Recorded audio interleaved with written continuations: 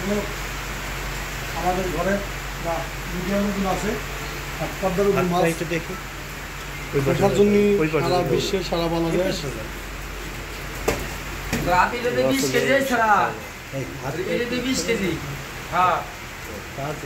তাজা মাছ মুক্ত হতেছে, আপনারা দেখতে পারবেন।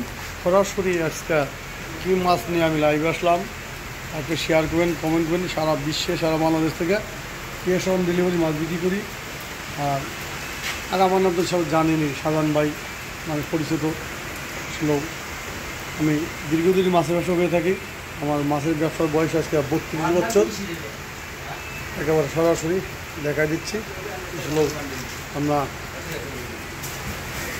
এখন মাছগুলো ঢাকায় বিক্রি করে দিচ্ছি, মিরপুর 6 নম্বরে। এখন কাস্টমার আছে, কাস্টমার নিয়ে যাবে।